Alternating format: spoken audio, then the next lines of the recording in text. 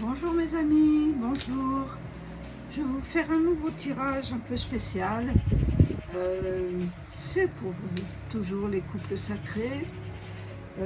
Et c'est un voyage initiatique que je vous propose aujourd'hui avec le voyage de Rita Van et ses 12 chats de Mira et de Samuel Jean de Gutenberg. C'est un magnifique tirage que je vous propose aujourd'hui, je trouve. Très belle carte. Et nous allons voir ce que ces cartes vont nous dire. Alors je les ai tirées avant, parce qu'il y a beaucoup de cartes. C'est un petit peu compliqué et complexe, parce que c'est basé sur l'astrologie et sur le chamanisme en fait. Et donc c'est très intéressant. Alors ces cartes-ci sont pour la féminine, ces cartes-ci sont pour le masculin, et ça, nous avons les cartes du lien. Voilà, ça ne c'est que 9 cartes, mais 9 belles cartes. La première carte que j'ai tirée, que je vous fasse voir, c'est le bouquet du cancer. Le bouquet du cancer, c'est l'appartenance, c'est l'expérience. Le cancer, c'est la famille, c'est l'expérience qu'il a besoin de ressentir, puisqu'il est en connexion avec la Lune. Et son expérience essentielle est de sentir, ressentir son expérience, à éprouver totalement et à ressentir tous les niveaux de son être, dans son âme, dans son esprit, dans son corps, ressentir totalement ses énergies, ne pas s'enfermer dans ses peurs et dans cette insécurité. Cancer, le bouquet du cancer, c'est l'appartenance à la famille, sa famille, et aussi la famille d'âme, la famille de toutes les âmes, et cette famille de couple sacré, puisque nous sommes tous reliés, nous nous retrouvons les uns les autres. C'est assez magique, parce que on s'y attend pas, et sur notre chemin, nous rencontrons d'autres flammes jumelles dans notre appartenance, et on se reconnaît. C'est comme si on était déjà dans cette famille d'âmes. C'est assez troublant, parce que en fait, on se retrouve dans l'inconscient, dans cet inconscient, et quelque part, on se retrouve avec le même chemin, le même voyage, les mêmes synchronicités. C'est assez troublant, et je ne parle pas que de son autre, je parle des autres flammes jumelles, d'autres familles de flammes jumelles. On se reconnaît, c'est assez impressionnant. Et bon, là c'est une carte d'eau, hein, c'est une carte d'eau, c'est le 41, ça correspond au pape forcément. Donc c'est à la fois Vénus, la Terre, c'est jupitérien, c'est en connexion aussi avec des pôles extrêmes, hein, masculin, féminin. Et nous sommes dans cette communication et cette énergie mutable, puisque on est dans une énergie mutable. Donc c'est assez magnifique, et c'est une carte d'eau, hein, puisque le cancer, sa planète, c'est la Lune. La deuxième carte pour la féminine, donc c'est bien une carte yin, et la deuxième carte c'est aussi une carte yin, parce que c'est le chat poisson de la maison 12. Alors le chat de la maison 12, qu'est-ce qu'il nous dit?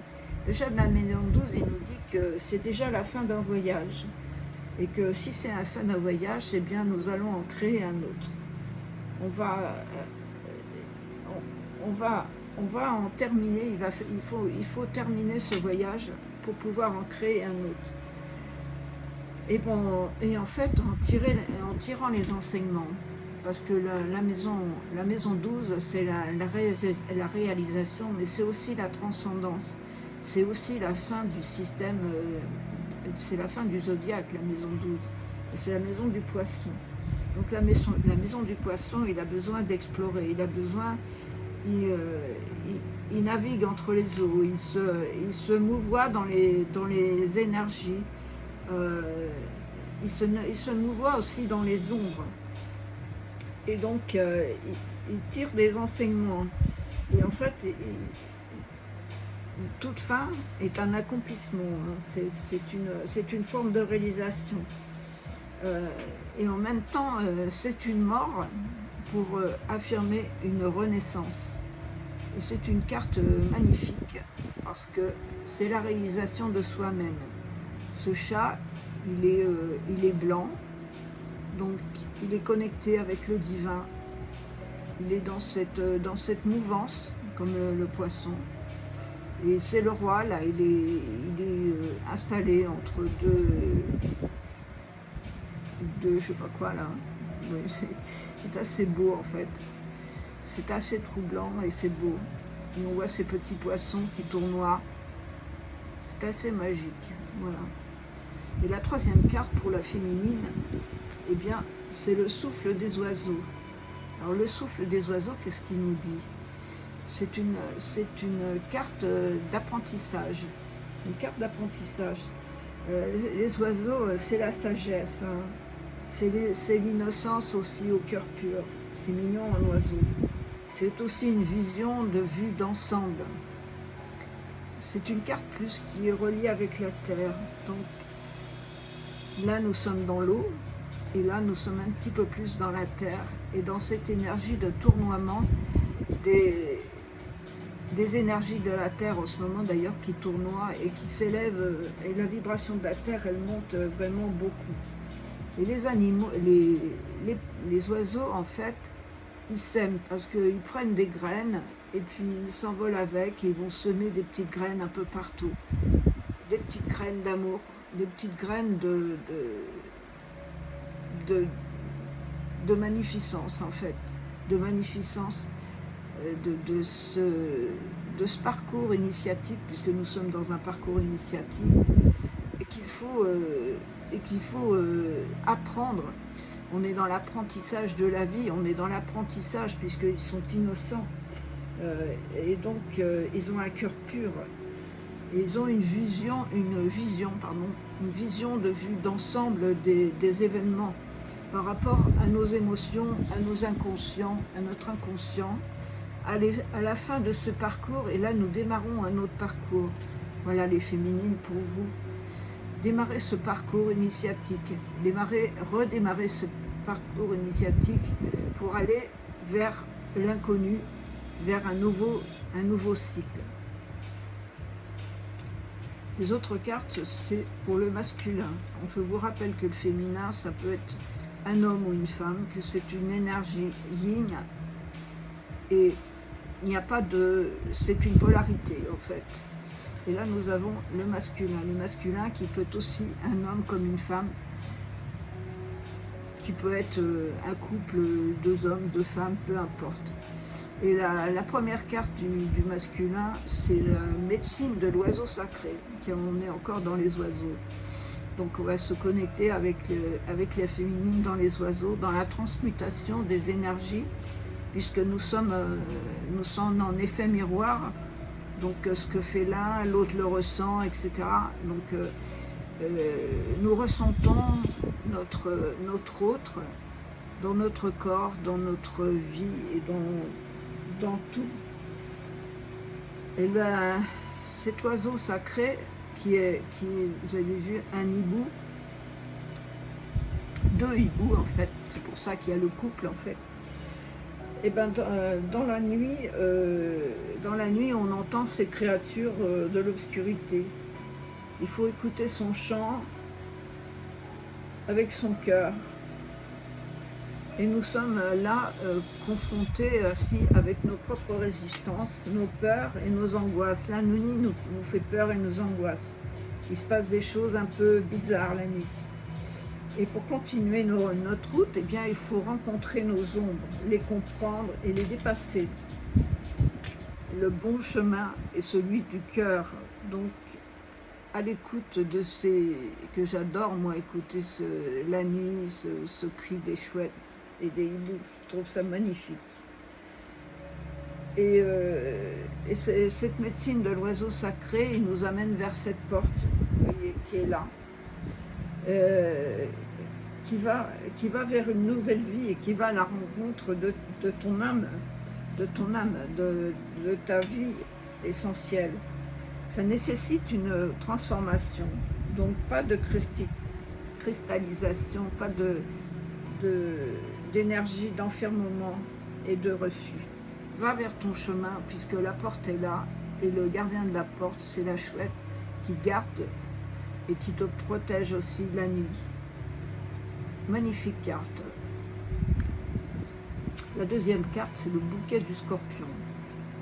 Le bouquet du scorpion, c'est la métamorphose. C'est le voyage au pays des dons, au pays des dons, au pays des voyages initiatiques, puisque on est aussi dans une carte d'eau. C'est assez magique, et on rencontre le 13, qui est l'arcane sans nom, qui est en plus la carte vraiment du scorpion, avec un esprit serein, aligné, bienfaisant aussi. La carte sans nom nous amène à transcender nos énergies. Le masculin doit transcender ses énergies, particulièrement ses énergies sexuelles, et en fait il doit s'équilibrer dans cet amour, aussi dans cette beauté, en traversant ses ombres lui-même, en traversant sa propre essence, et faire jaillir sa force d'amour pur, d'amour avec la porte qu'il a traversée de la médecine de l'oiseau sacré. C'est la carte 13, ça c'est la carte 58, ça fait 13. Le masculin, il est vraiment dans l'arcane sans nom et dans la remise en question de nouvelles énergies et de transmuter toutes ces zones d'ombre pour arriver au bouquet de la sagesse, au bouquet de la balance. Le bouquet de la balance, le bouquet de la balance, lui, il doit respecter l'autre, il doit trouver cette harmonie à l'intérieur de lui, trouver cet équilibre, ne pas aller se perdre en lui, retrouver l'équilibre du véritable amour et de la beauté. C'est en se trouvant soi-même, dans cet équilibre intérieur, et en se reliant à son essence, que va jaillir la force de son amour. Le carte signifie l'empereur. L'empereur, il doit être dans cet équilibre, dans cette force et cette assurance, dans cette franchise. Et la balance, elle doit trouver cet équilibre, parce qu'une balance ne sait pas dire non. Donc il faut que cette balance apprenne à dire non et aussi à dire oui. Et trouver cet équilibre intérieur de pouvoir prendre ses décisions en toute intégrité. Puisqu'il a transcendé avec le scorpion ces nouvelles énergies, il est toujours dans ce bouquet magnifique. Et peut-être trouvera-t-il un équilibre. Il a lâché prise avec le scorpion, il s'est libéré des conditionnements, et ces conditionnements, ils ont demandé à être définitivement coupés. Donc, il va maintenant vers cette harmonie et cet amour de la balance. La balance, et l'astre qui l'accompagne est Vénus, donc c'est une carte d'art et d'amour et de magnificence. Parce que le scorpion, il a lâché prise, il a trouvé son don qu'il va exploiter dans la balance, parce que c'est la balance, c'est l'harmonie et c'est l'art. Il va trouver, il va s'identifier, et il s'est libéré de ses conditionnements, donc il va se concentrer et retrouver son équilibre dans l'art de se conduire, d'être aussi avec les autres, dans sa sexualité et retrouver son équilibre avec l'autre. Ne pas chercher à le dominer et surtout sans se perdre, et pas se perdre en lui trouver l'équilibre du véritable amour et de la beauté. C'est en se trouvant en lui-même, dans son équilibre intérieur et dans se reliant à son essence, que va jaillir vraiment sa force d'amour, sa force d'amour pour lui-même et aussi pour trouver l'équilibre avec sa féminine. Dans le bouquet des oiseaux et avec le bouquet de la balance. Dans le lien, nous avons le fruit de la terre, l'abondance. Et oui, quand on a travaillé sur soi, c'est le voyage de l'envol vers la matérialité, vers la récolte, vers les fruits du chemin de la vie. Et aussi le chemin de la récolte des fruits de la terre et aussi des fruits de la vie. Il faut entendre cette voix de la terre, mère, et son message et ce que dit son âme par rapport à ce qu'elle te dit. Écoute le message de la terre-mère, baigne dans son amour.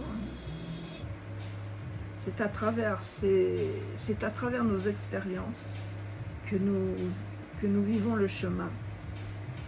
Dans nos moments de détresse,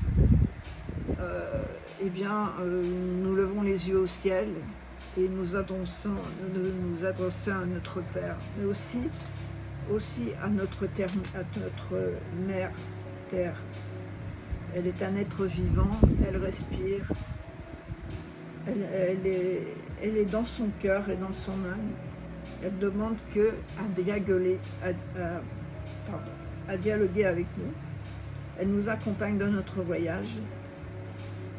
Et ne sombrons pas dans le chaos de nous-mêmes, relions-nous à cette énergie terrestre et récoltons les fruits du travail que nous avons fait sur nous dans nos énergies, de notre libération des ombres et d'avoir fait cadeau à la Terre de cette libération, un cadeau magnifique. Et la Terre nous récompense en nous apportant de la récolte, de l'abondance dans tous les domaines. Donc, masculin, féminin, récolte. Et la deuxième carte, c'est la porte de la liberté, 52, ça fait 7, c'est le chariot. Donc là, on avance avec le passage de cette porte, l'acceptation de ce voyage initiatique. Il va falloir pousser la porte qui est là pour nous libérer. C'est la porte de la liberté. Et quand nous avons le sentiment de ne plus avancer, de stagner, et que notre horizon, nous sentons que notre horizon est bouché, c'est là qu'on ne sait plus quoi faire. Alors, relions-nous à la terre, relions-nous à nos guides spirituels. On n'est pas seul. Regardez au fond de nous-mêmes. Où en sommes-nous? Que pouvons-nous faire pour franchir cette porte? Et regarde en toi ce qu'il y a de meilleur. Sors de ton isolement pour franchir cette porte et ouvrir ton cœur en toi-même et aux autres en même temps. Cette magnifique carte et cette porte sacrée, c'est la porte de la beauté et c'est la beauté que nous portons en nous. Et l'acceptation de qui nous sommes. C'est ce que nous dit le lien. Accepter cette énergie de couple que nous avons en nous et en même temps qui nous donne cette porte de la liberté et qui nous apporte aussi les récompenses et l'abondance. Et la troisième carte, c'est le chat balance. Le chat balance, voilà, c'est encore, le masculin était dans le bouquet de la balance Et là, c'est la coopération. On retrouve à nouveau cet équilibre. On ne se sent pas seul, on partage le voyage de la vie. Nous avons trouvé notre flamme jumelle. Nous essayons d'harmoniser ces énergies en nous, qui ne sont pas toujours faciles, mais avec lequel on rencontre cet être qui nous aime et que l'on aime. Et qu'on doit s'unir pour faire l'expérience du couple. Et de s'unir dans cet amour et dans la matière. Et lâcher prise de l'ego pour retrouver en nous ce chat magique, ces ronronnements magiques. Ronronner avec son autre, quoi de mieux? Pour être en harmonie aussi avec les autres, avec l'autre, avec notre autre. Et ouvrir aussi son cœur à la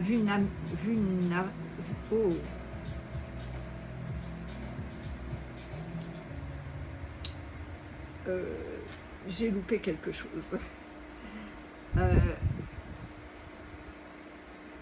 Au désir de l'autre et surtout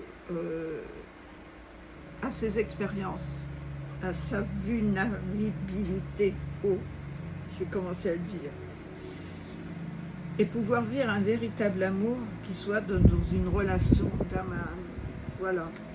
Je ne sais pas si c'est bien clair, mais je trouve ça assez magique. Puisque là, le masculin il était dans la balance, on retrouve le lien à nouveau dans la balance et le souffle des oiseaux qui emmène aussi vers cette harmonie. Et là, nous avions une carte d'eau du scorpion, de la réalisation, de la métamorphose et l'acceptation de cette réalisation. En même temps, la féminine avait l'appartenance au bouquet du cancer, qui est aussi un truc d'eau, de la médecine de l'oiseau sacré, c'est-à-dire se relier à la nuit, se relier à l'intérieur de nous et dans nos ondes pour récolter les fruits de la terre. J'espère que j'ai été assez claire. En dos de deck, nous avions le bouquet des poissons, et bien toujours dans l'eau, n'est-ce pas? Puisque la maison 12, le poisson, le chat de poisson. Et voilà, ça confirme notre état de compassion et d'amour envers le divin, envers nous-mêmes et envers notre flamme jumelle.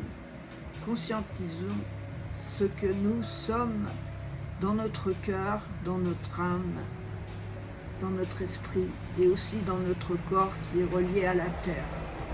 Soyons centrés dans cette harmonie de yin et de yang pour retrouver notre jumeau, notre double, notre partie de nous dont nous avons été séparés et dont nous devons nous retrouver. Magnifique. Je vous remercie de votre écoute. Si ça vous a plu, vous pouvez me laisser un petit pouce bleu, vous abonner à ma chaîne ou me laisser un petit commentaire. Je vous remercie beaucoup. Je vous aime. Namasté.